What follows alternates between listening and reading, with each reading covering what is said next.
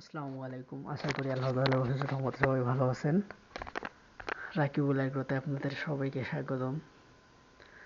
আলহামদুলিল্লাহ, দেখতে দেখতে আজকে মুরগির বয়স 9 দিন হয়ে গেল। সো কালকে 10 দিন, কালকে দ্বিতীয় ভ্যাকসিন আছে। 8 দিন তো বুড়াই রাখছিলাম, মোটামুটি একটু ঠান্ডা আমাদের দিকে ওয়েদারটা। সো 8 দিন মোটামুটি বুড়াই ছিল, যদিও আমি 7 দিন হলে মুরগি ছেড়ে দিই। এবার একদিন বেশি রাখছিলাম, 8 দিন রাখছিলাম বুটারে। আজকে দেখতে পাচ্ছেন মুরগিটা ছেড়ে দিলাম। ওয়েদারটা একটু ঠান্ডা হওয়ার কারণে মুরগিগুলো যে দেখতে পাচ্ছেন একটু জড়ো জড়ো ভাব হচ্ছে আর কি।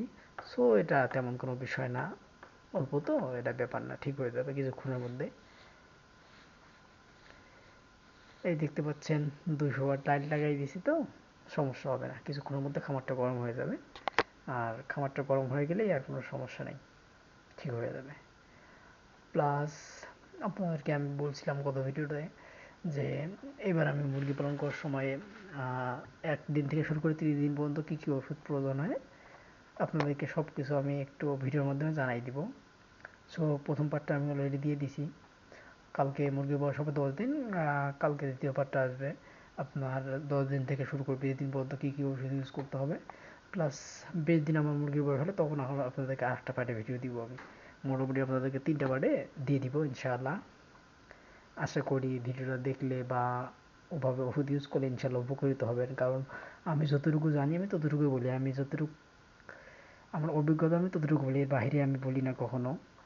কারণ আমি বললাম একটা, দেখা গেলো আপনারা ইউজ করলেন করে বিপদে পড়লেন বা সমস্যা হলো, তখন তো সে একটা বিষয়টা কেমন হয়ে গেল না, সে দায়ভারটা তখন আমার উপরে চাপবে। আপনারা বলবেন যে আমি বলছি সেজন্য আপনারা ইউজ করছেন, এখন ক্ষতিগ্রস্ত হয়ে গেছেন। সো সেটা তো করা যাবে না। যতটুকু আমার অভিজ্ঞতা আমি ততটুকু বলি। প্লাস হ্যাঁ, আমি বললেই যে আপনাদেরকে চালাইতে হবে বিষয়টা এমনও না।